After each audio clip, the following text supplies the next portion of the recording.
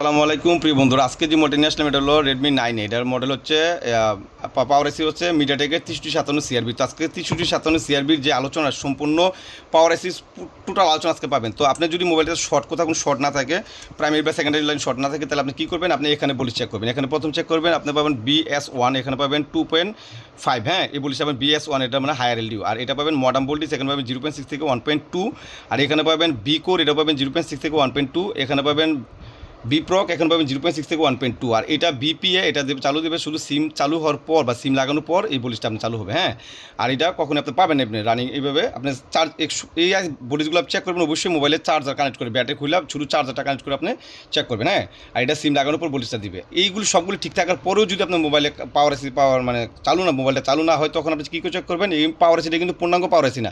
এটার জন্য আরও দুইটা আইসি ব্যবহার করেছে। এখানে একটা আইসি আর এই জায়গায় একটা আইসি দেখেন, এই জায়গায় একটা আইসি ব্যবহার করছে, এই জায়গায় একটা আইসি, এই যে ছোট্ট একটা আইসি দেখেন, এটা 6 পাওলা, এই যে এটা 6 পাওলা আইসি, আর এটা হলো আপনার 8 পাওলা আইসি। ঠিক আছে, তো এই আইসিগুলো কীভাবে কাজ করে, এই আইসিটা এবং ছোটো আইসিটা কীভাবে কাজ করে ডায়াগ্রাম যদি খেয়াল করেন দেখেন এদিকে। হ্যাঁ, তো দেখেন এই যে তিনটা ভোল্টেজ যেটা বললাম, এটা মডার্ন ভোল্টেজ।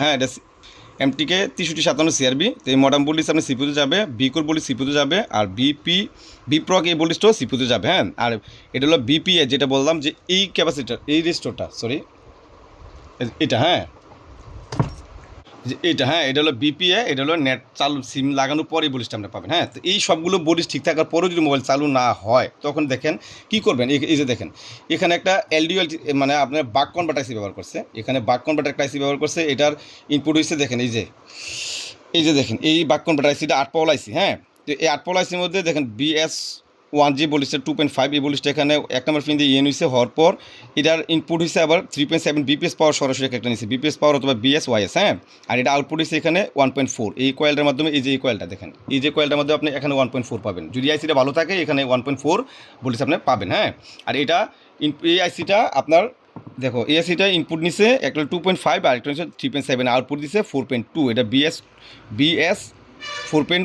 1.4, সরি 1.4, এটা BS2। হ্যাঁ, তো এই আইসিটা এই বলিসটা আবার সরাসরি চলে যাবে যে 6 পাওয়ার আইসিটা দেখাইছি এখানে, এই যে এখানে যে আইসিটা দেখাইছি 6 পাওয়ার আইসিটা, এই জায়গায় দেখেন, এই জায়গায় চলে আসবে দেখেন এদিকে, এই 6 পাওয়ার আইসিটা। হ্যাঁ, তো এখানে একটা 3.7 ভোল্ট এটা বিপিএস পাওয়ার নেবে, নেওয়ার পর এখানে নেবে BS2 যেটা, ওই যে 1.4 ভোল্ট যেটা, এটা এখানে যাবে। হ্যাঁ, যাওয়ার পর এই দেখেন এই আইসির ইনপুট হয়েছে 2.5, আবার ইনপুট হয়েছে 3.7, আর আউটপুট হয়েছে 1.4। এটা কনভার্ট করে এখানে 1.4 দিবে। ঠিক আছে, BS2 যেটা, তো এই আইসির মধ্যে আসবে। তো এই আইসিটা আবার এইটাকে এই 1.4কে কনভার্ট করে 1.2 কনভার্টে করবে, করার পর দেখেন এখানে লেখা থাকবে BA 1.12 অথবা 1.2 লেখা থাকলে বুঝতে হবে যে 1.2 ভোল্ট। হ্যাঁ, তো আচ্ছা দেখেন এগুলো সব ঠিক আছে। এখন দেখেন আরেকটা বিষয়, আইসিটা একটা ফিডব্যাক নেবে, যে আইসি যে 1.4 ভোল্ট দিতেছে সেটা ফিডব্যাক পাচ্ছে কিনা, সে এই 2 নম্বর ফাইলের মধ্যে এটা ফিডব্যাক FB দেন, এর ফিডব্যাক লেখা আছে। তো এখানে একটা ভোল্টেজ ডিভাইস সার্কিট ব্যবহার করছে, ভোল্টেজ ডিভাইস সার্কিট এখানে ব্যবহার করছে। তো এখানে 309 কিলোমস একটা রেজিস্টর, এখানে 215 কিলোমস একটা রেজিস্টর, এখানে এগুলো পোলার রেজিস্টর R1, এটা R1 পুল আপ রেজিস্টর, আর এটা পুল আপ, আর এটা পুল ডাউন, এটা হলো পুল ডাউন। হ্যাঁ, এই রেজিস্টরটা পুল ডাউন থাকবে, এটা থাকবে আপনার 215 কিলোমিটার। যদি এই রেজিস্টরগুলো যদি কোনো কারণে ধরেন এটা কোনো রেজিস্টর পড়ে যায়, অথবা এই গ্রাউন্ড থেকেও যদি আপনার ডিসকানেক্ট হইতে, তাও এই মোবাইলটা এই আইসিটা রিকমেন্ড পাবে না, মানে এই আইসিটার এই ফিডব্যাকটা না পাইলে কিন্তু আইসিটা কাজ করে বন্ধ করে দেওয়া, পাওয়ার আইসি কাজ করবে না। সেম এই মোবাইলের ক্ষেত্রে, এই আইসিটার ক্ষেত্রে সেম কাজ। দেখেন এই আইসিটা যখন এই ভোল্টেজটা দেবে, এখানে আইসেন্স বলে অথবা একটা ফিডব্যাক বলতে পারেন।